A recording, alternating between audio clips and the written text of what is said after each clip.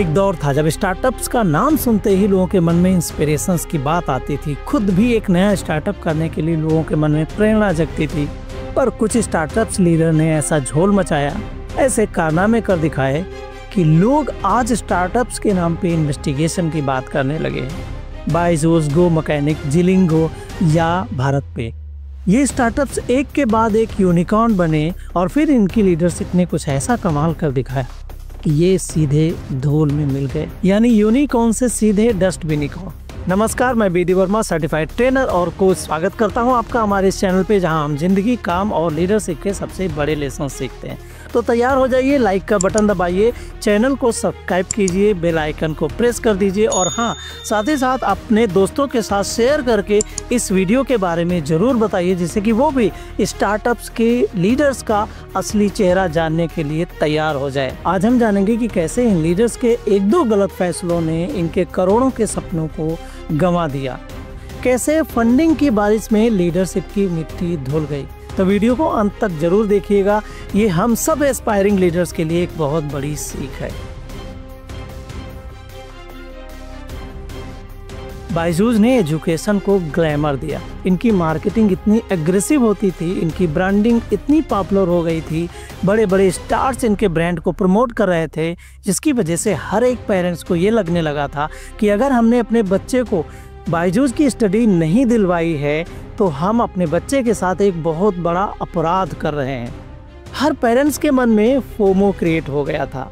वहीं जिलिंगो ने क्या किया, पैशन को एक ग्लोबल पिच डेक बना दिया था। इनका फोकस प्रोडक्ट पे कम बल्कि सपने बेचने पर ज़्यादा था। ये पावर पॉइंट में इतना बिजी हो गए थे कि इन्हें सिर्फ और सिर्फ फंडिंग चाहिए थी और झूठे सपने दिखाने के अलावा इनका कोई भी रेगुलेटरी पर ध्यान नहीं जाता था। ये स्टार्टअप लीडर्स रॉक स्टार बन गए थे। ये टेडेक्स के इनवाइटेड स्पीकर थे तो कहीं टीवी एड्स के चेहरे। इनके स्टार्टअप का एक ही मतलब था कि फ्रीडम प्लस फेम। ये स्ट्रक्चर बिल्ड नहीं कर रहे थे, बल्कि ये लोग जब इनके लिए तालियां बजा रहे थे तो ये क्या कर रहे थे, ये प्रेस रिलीज छपवा रहे थे और फंडिंग इकट्ठा करने पे जोर दे रहे थे। हाँ, एक हद तक ये बात सही भी है, पर क्या सिर्फ फंडिंग से ही काम चलता है जब आपके पास कोई भी बेसिक स्ट्रक्चर ही डेवलप ना हो? अब बात करते हैं उन रेड फ्लैग्स की, जिन्हें इन लीडर्स ने स्पॉटलाइट की चकाचौंध में अपने आप को ब्लाइंड कर लिया और सामने रेड फ्लैग्स को इग्नोर कर दिया। बायजूस जहां एक तरफ बहुत ज़्यादा एग्रेसिवली एक्विजिशन कर रहा था, वहां ये आउटकम्स इसका ज़ीरो हो रहा था और उस पर इसका फोकस नहीं था। ले ऑफ्स बढ़ते जा रहे थे क्योंकि टॉक्सिक कल्चर ने वहां एम्प्लॉय को सस्टेनेबल वर्क कल्चर का एनवायरनमेंट नहीं दिया था और इसी वजह से एम्प्लॉयज़ भी छोड़ के जा रहे थे या तो उनकी कंपनी में ले ऑफ्स हो रहे थे। वहीं जिलिंगो में लैक ऑफ फाइनेंशियल क्लैरिटी थी, इंटरनल कॉन्फ्लिक्ट बढ़ रहा था, पर लीडर्स का फोकस सिर्फ फंडिंग जुटाने पे था और प्रेजेंटेशन तैयार करने पे था और इसीलिए उन्होंने भी इन रेड फ्लैग्स को इग्नोर कर दिया। और भारत पे का गेम तो अलग ही था। Public image versus internal behaviour का कॉन्फ्लिक्ट शुरू हो चुका था और गो मैकेनिक, ये इन्होंने फेक नंबर्स दिखा करके फंडिंग बटोरने के लिए काफी प्रयास कर दिए थे। तो रेड फ्लैग्स तो थे, पर इन्हें स्पॉटलाइट की चमक की वजह से वार्निंग बोर्ड्स नजर नहीं आए। लीडरशिप का सबसे बड़ा दुश्मन एप्लॉज भी होता है, क्योंकि आप तालियों के पीछे अपनी चमक दमक को बरकरार रखने के लिए बेसिक काम करना भूल जाते हैं और आप एक सस्टेनेबल वर्क कल्चर को तैयार करने के लिए या कंपनी की हेल्थ क्राइसिस नहीं देख पाते। तो लीडरशिप कहाँ फेल हुई? लीडरशिप में विजन तो बहुत अच्छा था, नो डाउट, पर इनका प्रोसेस बहुत ही कमजोर था।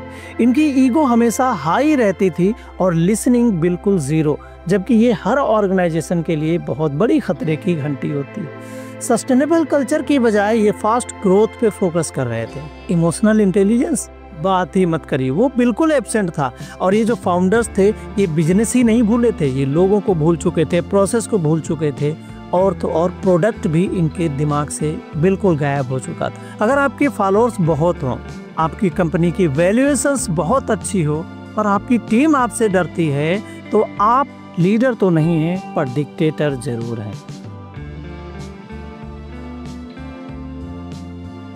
पर ये लीडर्स क्या अकाउंटेबिलिटी ले रहे थे, जो लीडरशिप के लिए बहुत इंपॉर्टेंट क्वालिटी होती है? ना कोई पब्लिक एपोलॉजी और ना ही कोई रिबिल्ड स्ट्रक्चर का फॉर्मेट इनके पास तैयार था। और ये सिर्फ ब्लेम कर रहे थे मार्केट को, ये ब्लेम कर रहे थे इन्वेस्टर्स को, पर क्या लीडरशिप को कभी इन्होंने ब्लेम किया?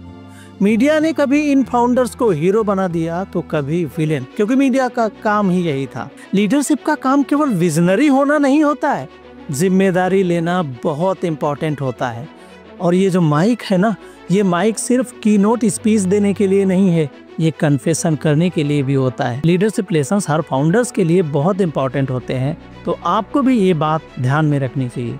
हमेशा सुनने पे फोकस करना चाहिए, बोलने पर नहीं। अपनी ईगो को हमेशा डाउन में रखना चाहिए और अपने एम्प्लॉयज़ की बात, अपनी टीम मेंबर्स के स्ट्रैटेजी को ज़्यादा फोकस देना चाहिए। आपके पास पैशन है, एनर्जी है, बहुत अच्छी बात है, बट उस पैशन को आप प्रोसेस बनाइए और एनर्जी को एक अच्छा डायरेक्शन दीजिए। आप हमेशा सस्टेनेबल वर्क कल्चर अपने यहाँ डेवलप कर पाए। हाँ, ये भी अच्छी बात है, जो दिखता है वो बिकता है, तो मीडिया का सहारा लेना पड़ेगा, पब्लिक रिलेशंस बनाने पड़ेंगे। पर एक सबसे बड़ी बात है कि आपको भी सीखने के लिए कोई चाहिए और उसके लिए मेंटरिंग तो आपको लेनी पड़ेगी। मेंटरशिप अगर आप नहीं लेते हैं किसी की, तो आप किसी मुकाम पे तो फेल हो ही जाएंगे। फंडिंग नहीं आएगी तो काम नहीं चलेगा, ये 100% सही है। आपको इन्वेस्टर को इम्प्रेस करना भी ज़रूरी है, और उससे कहीं ज़्यादा ज़रूरी है अपनी टीम को कल्चर देना, अपनी टीम के लिए एक ऐसा वर्क कल्चर स्थापित करना जहां हर कोई काम करने के लिए तैयार रहे। और हाँ, जब आप कंपनी की वैल्यूएशन बढ़ा रहे होते हैं, फंडिंग इकट्ठा कर रहे होते हैं, आप लाइमलाइट में आते हैं, लोगों के लिए इंस्पिरेशन बनते हैं, तो आपके अंदर थोड़ी बहुत ईगो भी आ जाती है।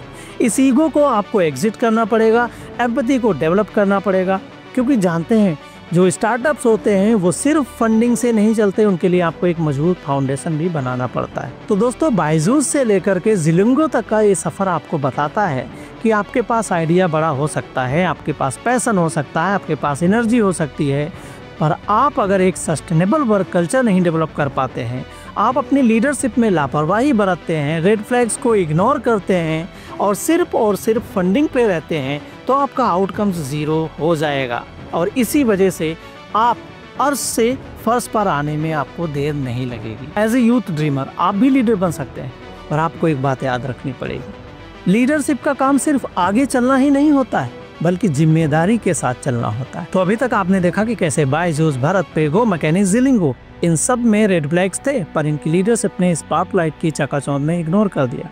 आप एज ए स्टार्टअप लीडर क्या सुधारना चाहेंगे, हमें कमेंट करके जरूर बताइएगा। और हाँ, वीडियो पसंद आया तो लाइक कर देना, दोस्तों के साथ शेयर कर देना, सब्सक्राइब करके बेल आइकन दबाना न भूलना। हम मिलेंगे फिर एक नए वीडियो के साथ, तब तक के लिए नमस्कार।